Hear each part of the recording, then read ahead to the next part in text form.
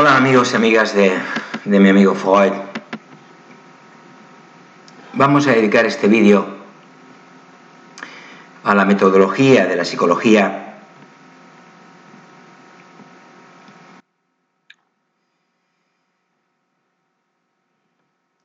una cuestión que abordamos periódicamente en este canal desde distintos puntos de vista, como sabéis. Nos gusta en mi amigo Freud dar espacio a alternativas metodológicas, alternativas de todo tipo, ¿verdad? Diferentes puntos de vista sobre las distintas cuestiones que tienen que ver de una o de otra manera con o que son objeto de estudio de la psicología científica. Bueno, fundamentalmente en este vídeo vamos a hablar de 5 métodos de estudio, los más comunes en psicología, es decir, cómo se estudia la psique humana.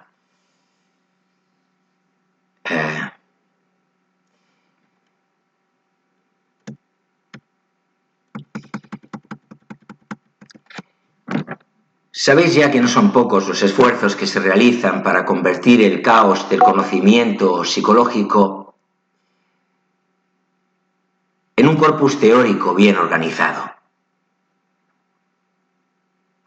sistematizado y empíricamente validado, cumpliendo los criterios del método científico.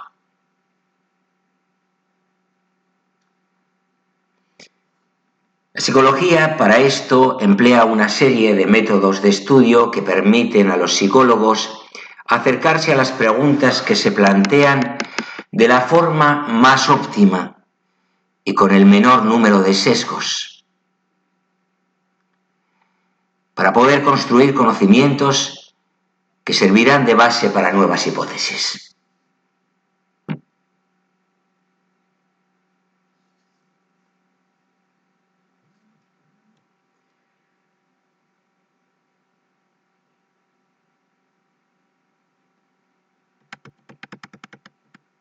Hay quien todavía se pregunta e incluso afirma si la psicología es una ciencia. Desde luego, quien hace esto a estas alturas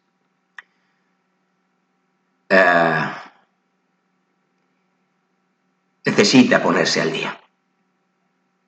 No existe un método mejor que otro. Vaya esto por delante. Cada uno tiene sus ventajas y sus desventajas. Referimos lógicamente a los métodos de estudio que emplean los psicólogos para acercarse a las preguntas que pretenden contestar. Se trata más bien de escoger el método que mejor se acerque al fenómeno que queramos conocer. Según sea nuestro objetivo, emplearemos uno u otro. Pero veamos a continuación, sin más dilación, cuáles son los más utilizados.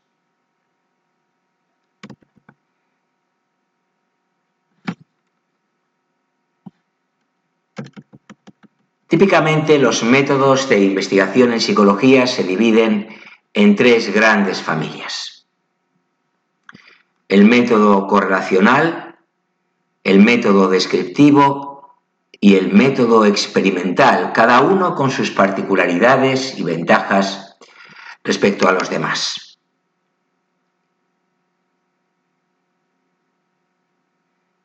Aunque no veremos todo el árbol genealógico de métodos de estudio, sí especificaremos algunas metodologías que son particularmente importantes para el estudio de la psicología, el eje que da sentido a mi amigo Freud.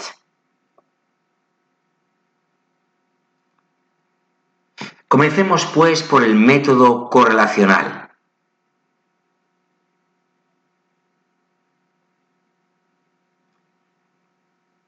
Cuando hablamos de correlación, Nos referimos a la asociación entre dos variables. Una correlación indica cuántas de las veces en las que observamos un fenómeno A, por ejemplo, podemos observar a la vez un fenómeno B. Pongamos un ejemplo. Si tomamos las variables nivel socioeconómico y éxito académico, podemos preguntarnos si estas dos correlacionan, es decir, si la aparición de una predice la aparición de la otra.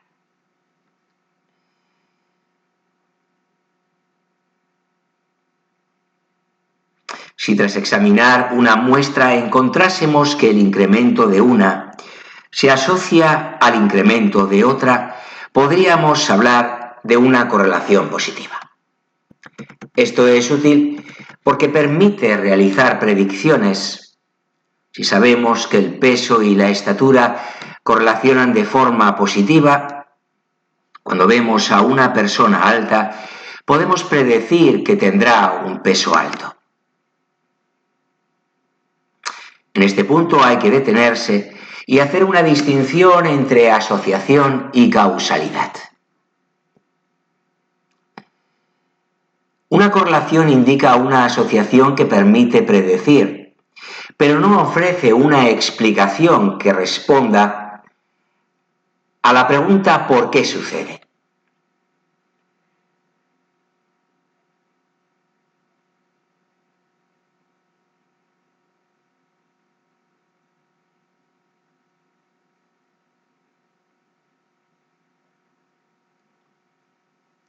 Con frecuencia razonamos de un modo falaz y asumimos que cuando dos fenómenos ocurren juntos, uno causa al otro. Muchas veces ignoramos la presencia de terceras variables que median en la relación entre un fenómeno y el otro. Es por esto que para deducir causalidad utilizamos otro método que explicaremos al final de este vídeo.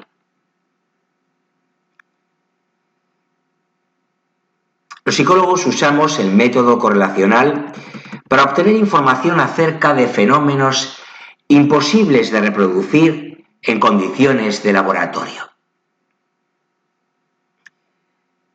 Por ejemplo, si queremos examinar la relación entre la ingesta alcohólica y el número de visitas a servicios de urgencias, sería óptimo diseñar un estudio correlacional para ver cómo a medida que aumenta el consumo de alcohol, aumentan también el número de visitas.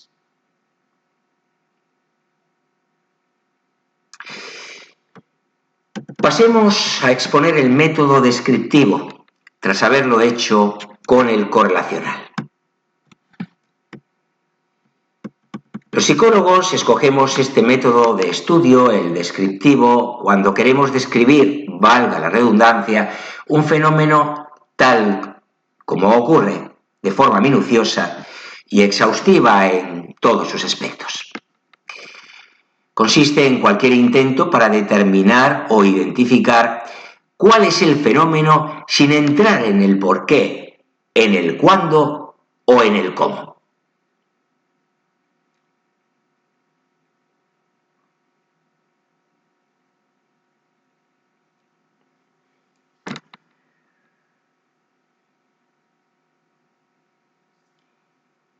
Es el método que escogemos cuando queremos dar respuesta a preguntas como ¿qué actitudes tienen los mayores de 65 años en entornos rurales hacia la homosexualidad?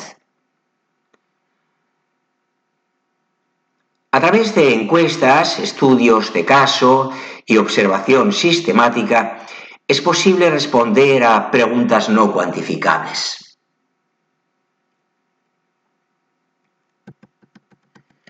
Asimismo, permite realizar un primer acercamiento a una cuestión que puede ser más minuciosamente abordada a través de estudios correlacionales o experimentales.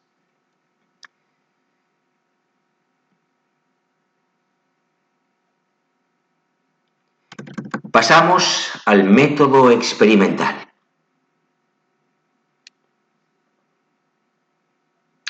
Dentro de los métodos de estudio de la psicología, el método experimental tiene como objetivo dilucidar cuál es la relación causa-consecuencia a través de la manipulación de una de las variables.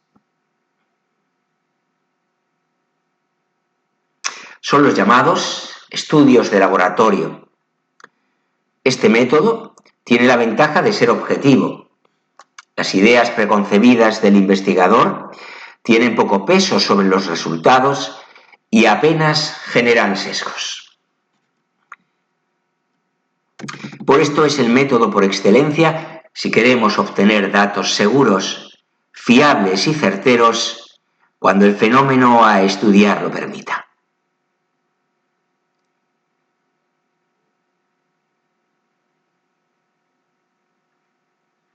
Esto no significa que sean el único tipo de estudios válidos para generar conocimiento. Es posible generar conocimiento a través de estudios correlacionales, pero los diseños experimentales permiten un grado de seguridad y explicación mayor. En los estudios experimentales, el investigador modifica una variable que él controla, llamada variable independiente, para observar los cambios en una segunda variable, la variable dependiente. Por ejemplo, si queremos observar la relación causal entre la administración de un fármaco y la desaparición de síntomas, utilizaremos el método experimental de estudio. Dividiendo la muestra en dos grupos, donde a uno se le administra un fármaco y al otro un placebo, si medimos los síntomas en varios puntos de la investigación, obtendremos datos experimentales acerca de cómo la variable dependiente, síntomas, desaparece cuando introducimos la variable independiente, fármaco. Para saber cuánto ha cambiado la variable dependiente tras la introducción del cambio, es fundamental tomar datos antes del cambio.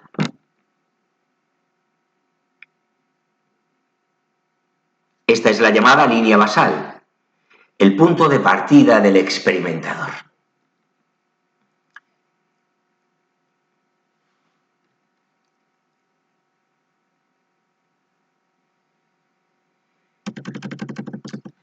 Y llegamos al estudio con gemelos.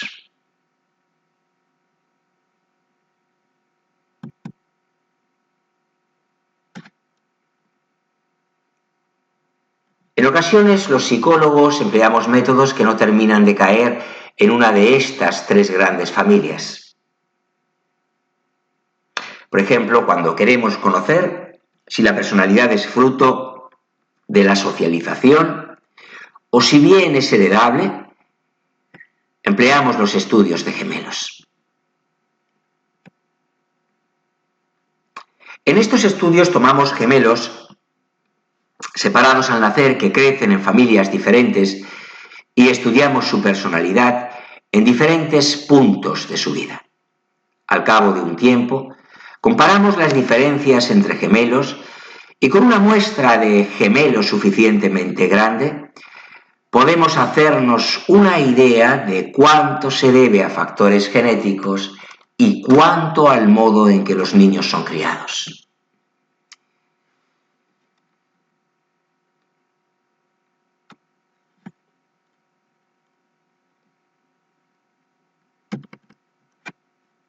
Pasamos a los modelos informáticos. Y es que otra forma de estudiar el comportamiento es a través de estos modelos, de modelos informáticos. Este es un método muy frecuente en el estudio del pensamiento. Consiste en elaborar una teoría acerca de cómo funciona un proceso mental concreto. Por ejemplo, el reconocimiento de palabras. Y crear un programa que simule este proceso tal como pensamos que ocurre. Entonces ponemos a prueba diferentes hipótesis a través de este programa, realizando simulaciones tal como las haría un humano. No obstante, la validez de este método depende de lo válida que sea la teoría que lo sustenta.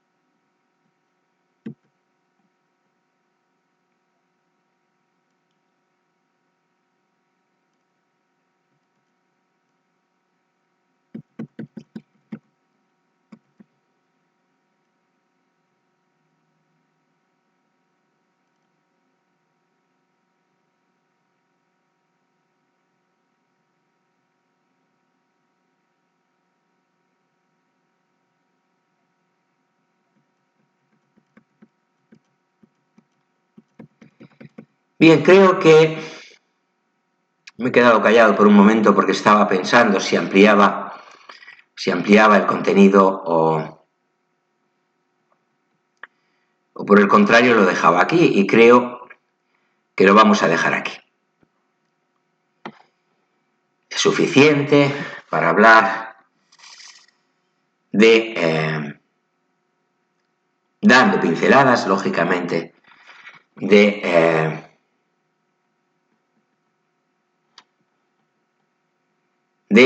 la metodología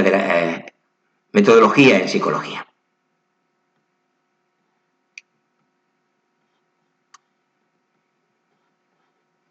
Como siempre, sabéis que al final de estos vídeos, el contenido específicamente científico,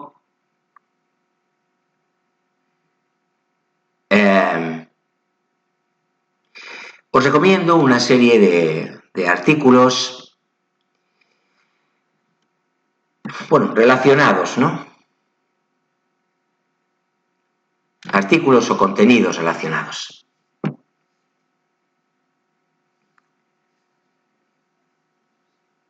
En este caso, os recomiendo profundizar en la relación entre psicología y estadística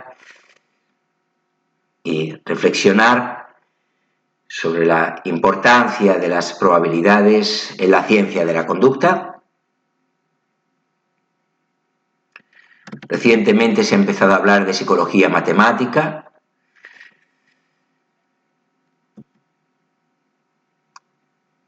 Si os apetece, bucead un poco sobre cuáles son sus principales representantes.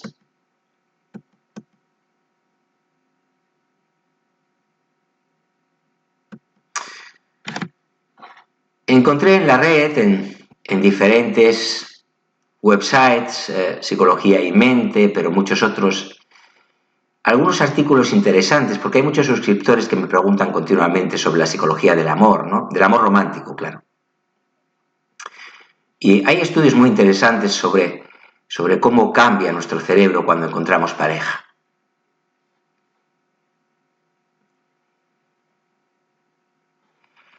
En redes sociales encontramos muchas veces algo así como Harvard dice, Harvard dice, Harvard dice. Desde Harvard nos llegan numerosos estudios sobre la ciencia de la felicidad, y es que ya cumplimos 75 años de estudios sobre el particular y ya tenemos una serie de conclusiones que parecen sólidas.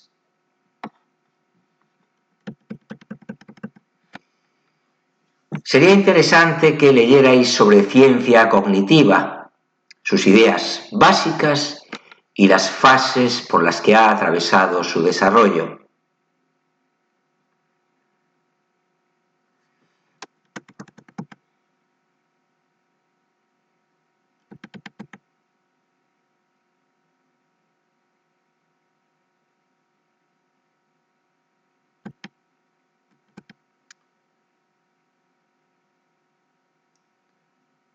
Bueno,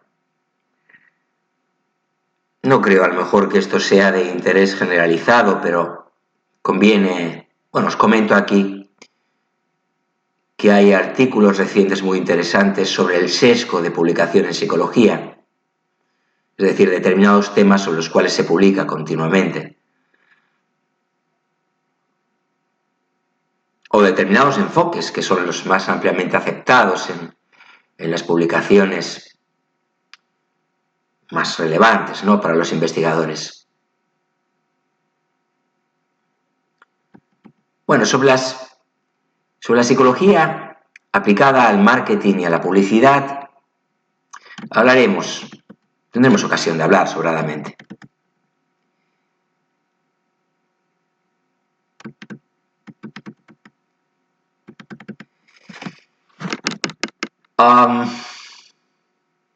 Bueno, aunque a lo mejor puede resultar,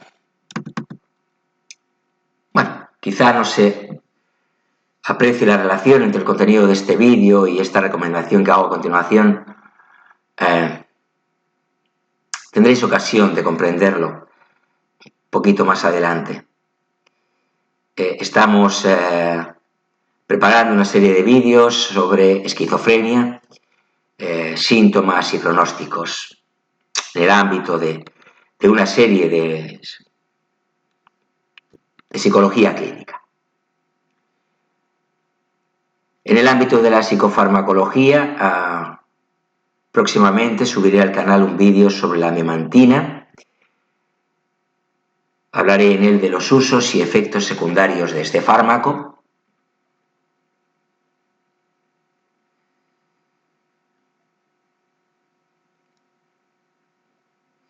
Y bueno, esto sí, bueno, ya cada vez eso de hablar de las nuevas tecnologías ya ha quedado, bueno, ya no se entiende, ¿no?, porque de nuevas no tienen nada, pero sí podríamos hablar de las TIC, las tecnologías de la información y la comunicación.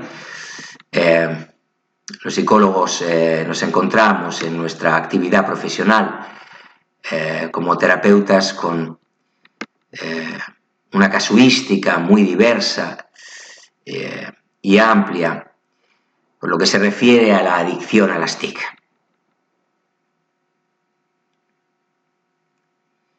Explicaré en un vídeo cómo intervenimos ante esta problemática.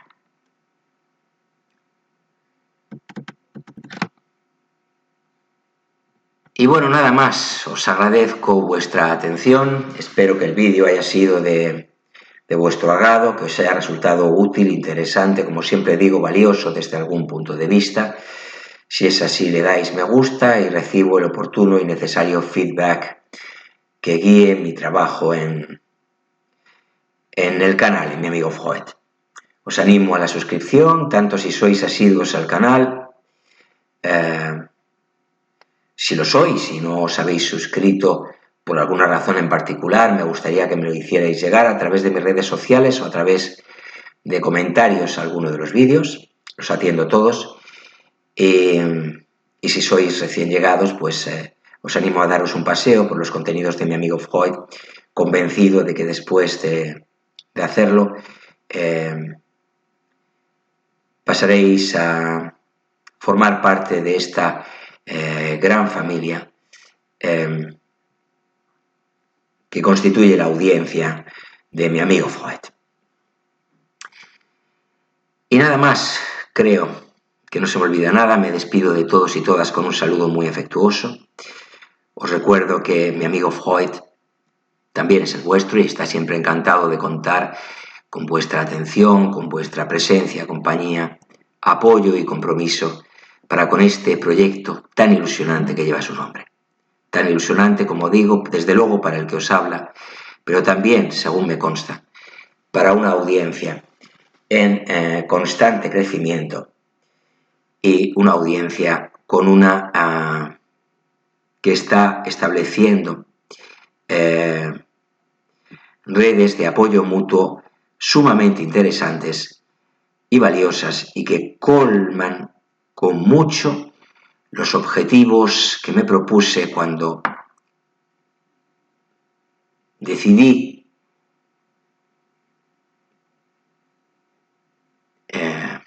que naciera finalmente este proyecto que bauticé como Mi amigo Freud, allá por mediados de agosto del año 2022, el año pasado. Bueno, pues nada más, espero, insisto, me despido de vosotros con un saludo muy afectuoso, deseando que todo vaya óptimamente o de la mejor manera posible en vuestras vidas y con la esperanza de que nos reencontremos en un próximo vídeo que intentaré no tarde en llegar. Chao, amigos.